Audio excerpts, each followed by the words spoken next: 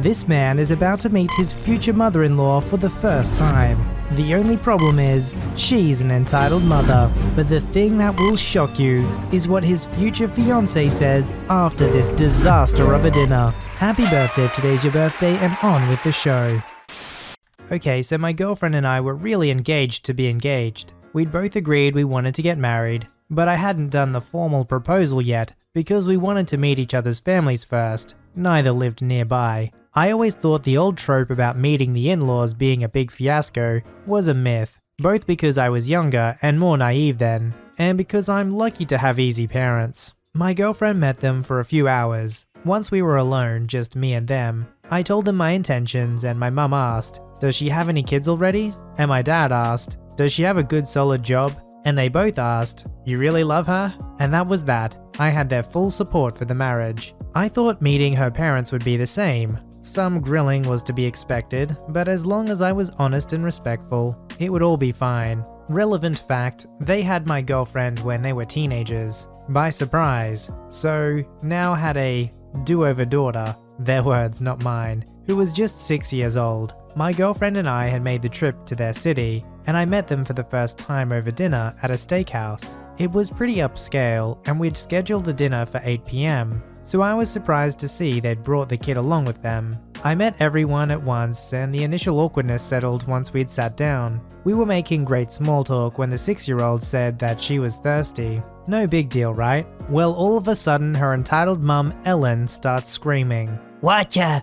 Water! Water!" A waiter came rushing over to see what the commotion was, and without even making eye contact with the poor guy, Ellen went, "We've been here forever, and no one's even gotten us any water. My daughter's been asking." We'd been sitting for about 15 or 20 minutes without service, but they were visibly behind, and there were no circumstances that would have warranted that shouting. I should have realized, from how unfazed everyone else at the table was, that I should be bracing myself for a long night, but I couldn't imagine what was to come at that point. The waiter rushed over with water and apologized for the delay, explaining a few very large parties had arrived all at once. The guy seemed sincere and quite affable, but I thought the water would just be an anomaly in an otherwise pleasant night. Then Ellen kicked into full gear. "We'll need a kids menu," she informed the waiter. He said they didn't have a kids menu, but that the chef could simplify most dishes. "What do you mean they don't have a kids menu?" Ellen replied in total disbelief, as though he'd said they don't have a fire exit. He explained that they didn't get too many child visitors, and that there were enough plain foods on the menu that no separate menu had been even necessary. Ellen sighed dramatically and waved him away, literally without saying a word. Waved him off from the table. I tried to give him an apologetic glance, but understandably, he didn't look back our way. I was so glad that poor guy left and didn't have to be subjected to her anymore. Meanwhile, she turned her attention on me, and I almost wish he'd come back. At least he was getting paid to be here. She was like, "So you're a screenwriter?" And I explained, well, yes and no. I want to be, but it's hard to get a job in that field that you can support yourself on. So I'm working at a non-profit right now. There's a screenwriting component to the job though, so I'm really happy there. Ellen turned to her 6-year-old and went, "Hear that, hun? You want to be sure to snag a man who works for profit. Learn from this. It's not too late for you." I couldn't tell if she was trying to be funny or not, so I just let it pass. Looking over to my girlfriend to see if she was even considering speaking up on my behalf. Nope. The waiter came back visibly nervous. That hurt because he was so relaxed and personable from the start of the meal. She asked if we'd like to hear the specials before we ordered, and Ellen said sure. Here's how that went. First we have a lightly seared strip. Next! Oh, okay. Then we have a broiled leg of grass-fed. Next! We have a pasta primavera mix with. Next! And on until he'd gone through all 7 or 10 specials, even though she ultimately ordered off the menu, a plain ribeye well done. She tried to order her daughter the same, but the kid said that she wanted plain mashed potatoes, so Ellen let her get mashed potatoes alone for dinner. Then she sent the waiter away, The rest of us hadn't even ordered yet, and everyone else just sat there like it was entirely normal. I waited for someone to say something, thinking it was more of her older daughter, my girlfriend's place, or her husband's. But when no one did, I couldn't help myself. Was the one steak and potatoes going to be for all of us, or? My girlfriend explained in the tone you'd use for a tourist violating a sacred local taboo. My mum always has the waiter put the kids' food in first, so it can get started right away. We'll order once the kitchen has hers. I thought she was joking. Since Ellen didn't just order her kids' food, she also ordered her own dinner too. So I laughed. "Something funny?" Ellen asked. Then I realized she was serious and I shut up. Thankfully her dad at least recognized what was normal for them might not be as regular to me and tried to lighten the mood with a change of topic. But not even 10 minutes after we ordered, I guess technically 5 minutes after we'd ordered, 10 minutes after she and her daughter had ordered, Ellen started in again. Another table that had been there long before we were got a side order of mashed potatoes with their meal. Ellen threw a total conniption. She was sputtering so inaudibly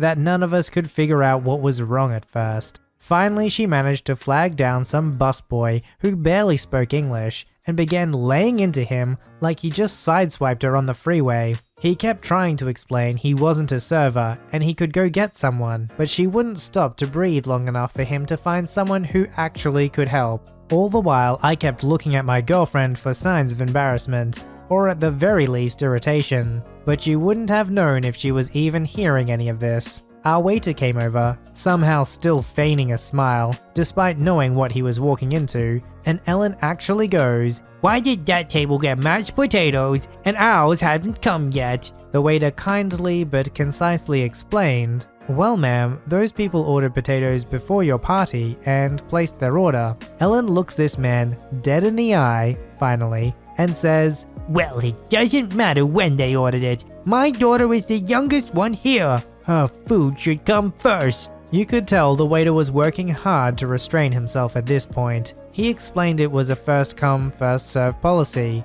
and age didn't help one way or the other. He offered to go check on the potatoes. Ellen agreed, and more specifically she said, "You better." But I was clocking him and he went right back to his service station, because we had only just ordered a few minutes ago. 3 or 5 more minutes passed, during which we could have no other discussion at the table except how awful this restaurant was, how hungry the poor baby was, who hadn't said a word about being hungry this whole time, and was contently playing her loud iPad game, without headphones, disturbing all the other diners around us, and how America has lost all respect for motherhood because it's just a me, me, me culture now. I chimed in. "I'm with you on that last part," and to my utter shock, instead of laughing at my joke, my girlfriend seemed annoyed with me. So after a few minutes, the waiter comes back and says the potatoes will be out very soon. Ellen then goes and does something that, again, I thought was just a myth. She took 3 singles and a 5 out of her wallet, and then put them on the table in full view of the waiter. She then took 1 single away and said, "Every table I see getting potatoes before us is a bill gone."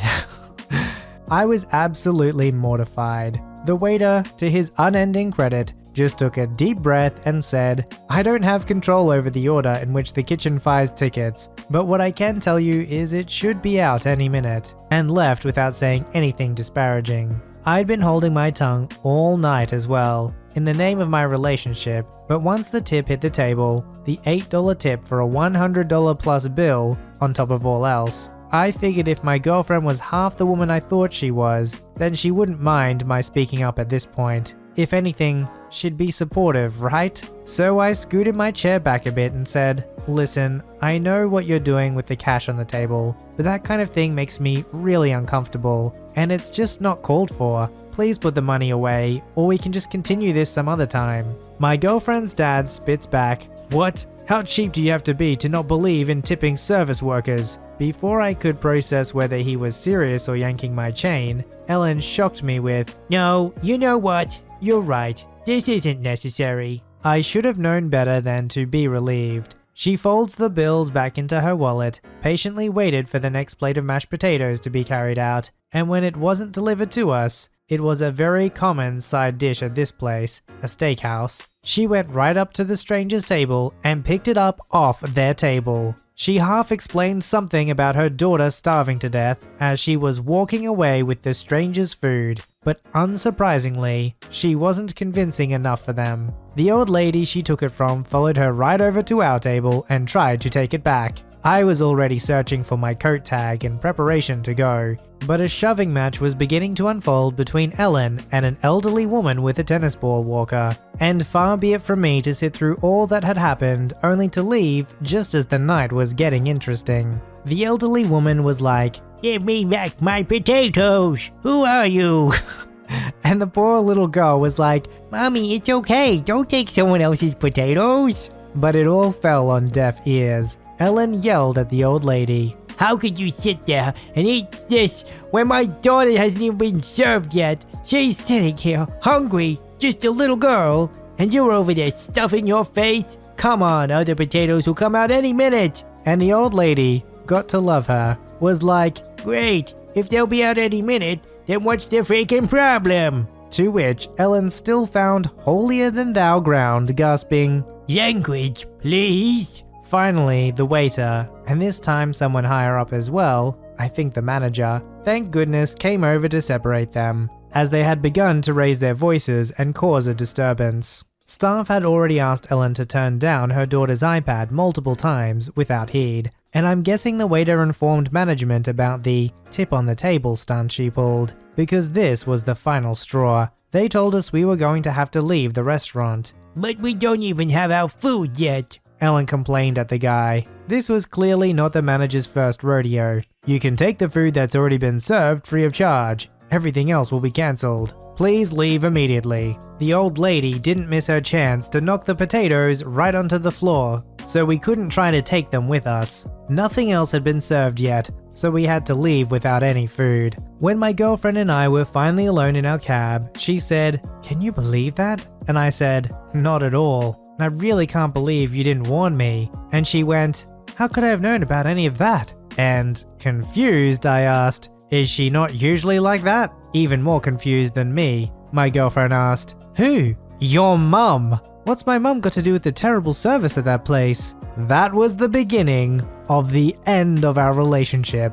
The fact that she didn't see anything wrong with her mum's behavior and that I'd be marrying into that situation shook me too deep. We both dodged a bullet in more ways than one. In hindsight, we weren't right for each other, regardless of who her family was. Her mom saved us both a lot of time and heartache, helping me realize in one night what would have probably taken us years otherwise. Within a month, we'd moved into separate apartments and gone on a break that ended up lasting forever. I'm not sorry I won't see you again, Ellen. I am sorry any waitstaff ever will though. Okay, so you can't control who your parents are or what their behavior is, but you can control how you react to it. And if you approve of that kind of behavior, that is definitely a red flag. The cast. Me, Mary, the mother of 3 great kids and my employer/friend. Dylan, oldest child. Max, middle child. Sally, youngest child. Kyle, their awful entitled father/Mary's ex-husband. So Mary hired me as a live-in nanny around 3 years ago. When Sally was around 6 months old, Kyle had left her and the children not long after his daughter was born. He'd been cheating on Mary for years and didn't give a darn about those kids. He had loads of failed relationships since they split up and is currently married. Unhappily if their social media posts are anything to go by. This guy is a piece of work. He had a habit of showing up every now and then to act like the perfect father, usually when he didn't have a romantic partner, only to drop them when he found a girlfriend, acting as if his children didn't exist. Honestly, I was glad when the kids didn't see him. They were terrified of him, and he treated them like dirt if he was in a bad mood. He could go from talking about going to Disneyland with them to telling them he hated them in a matter of minutes. Mary and I were quick to defuse the situation whenever this happened, but we weren't always there. There had been a custody battle, and though Mary had full custody, he was granted visitation rights. Kyle is just generally a not-so-nice father. He full-on screamed at Max for wetting the bed when he was 4 years old. The poor thing was terrified that I would do the same after the way his dad reacted. He tried to hide it for a while because of how humiliated he felt. Anyone that has or works with kids knows that you will never make a child feel ashamed of accidents. Kyle even went as far as bringing it up in front of a few of Max's friends. He yelled at Dylan when he was 7 because the little one didn't want to go with him. This was after he shouted at a lady in a shop because they didn't sell a video game he was going to buy for his precious boys, meaning he was going to pretend it was for the boys, but would never let them actually play it. Kyle even went as far as saying that he wished Dylan had never been born. He was also bad at shouting at Sally when she was being fussy. You know, like she's supposed to be because she's a darn toddler. Actually a baby at the time he had frequent visits. He once used his spare key, the one he was supposed to give back to Mary, to sneak into the house and take back the PlayStation he bought for the boys. Why should I buy things for brats that don't even want to see me? I believe that was his excuse. He also stole one of the games that the boys had saved up to buy themselves with their own pocket money. It's the least they owe me for all the crap I've bought for them. Anyway, on to the reason that I'm posting here. The kids hadn't seen their dad in over a year. His choice, but one both Mary and I were thankful for. And the kids seemed to be a lot happier without him there, put constant stress on them. That was until a week ago. We were drawing in the living room and watching Lion King for the millionth time when someone knocked on the door. Mary was out getting some shopping for her and an elderly relative, whilst I stayed at home with the kiddos. Sally followed me to the door whilst her brothers were quite happy drawing. I answered the door and there he was, Kyle. This dude had decided to show up at the house, uninvited, during a pandemic, to see 3 kids that he hadn't tried to contact in over a year. There was no hello or apology for not trying to be there for the kids. No, he demanded that he be let into the house and that he had every right to see them as he was their father. And like most other times, Kyle couldn't help but raise his voice. Sally was absolutely terrified and had settled for standing behind me, clinging to my leg for safety. The boys had also heard and were peeking out from the living room to see what was going on. As much as I wanted to smack this fitch, the kids were here and I'm a professional, so I had to act like it. I calmly told him he wasn't welcome in the house. Mary had told me on several occasions that he was not to see the children without her consent, and that if he wanted to visit the children, then he would have to have Mary's permission. He didn't like this one bit, and started snapping at me that I had no right to keep him from seeing his children. I was just following the rules of my employer. He started hurling insults at me. At this point I was panicking a little. Sally would not let go of me, so I couldn't put her down on the floor inside the house. I tried to shut the door, but Kyle held it open. He yelled at me again that I had no right to do this as I'm just the nanny and he's their father. He's entitled to see those little brats if he wanted to. Yep, definitely a loving father there. I told him that he was scaring his daughter and politely asked him to stop yelling, leave and call Mary if he wanted to arrange a visit, though the kids didn't have to go if they didn't want to. He made a grab for Sally, so I lifted her up into my arms and turned to the side so she was out of reach.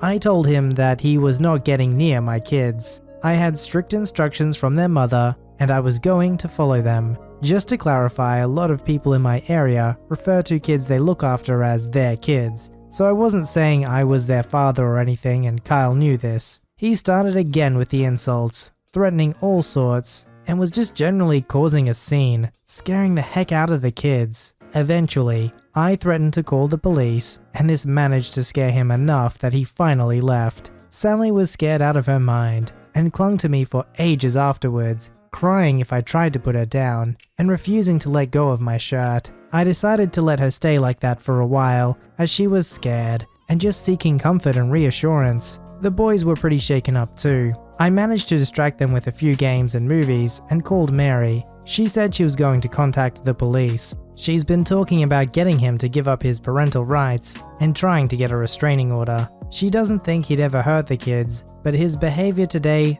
definitely worried her. He tries to use the kids as a way to get back at her. He knows how much she worries when he takes the kids, but he also knows there's not much she can do about it. He thinks he's entitled to see the kids and treat them however he sees fit, just because he's their biological dad. The kids are doing better now, but they're still a bit shaken by what happened. Dylan came into my room a couple nights ago, claiming to have a bad dream about Kyle. He was fine after I read a few chapters of Charlie and the Chocolate Factory, but he shouldn't be having nightmares because of Kyle in the first place. It's not fair on him. It's so sad because a dad's primary role is to be the protector and the provider, and he can't do either of those things. He's literally stealing from his kids gifts that he originally gave, and instead of protecting them from the harsh things of this broken world, he's the one threatening them and becoming part of the problem. It's just heartbreaking to see. It's just so backwards. I'm so glad they've got a good mum and nanny that takes care of them though.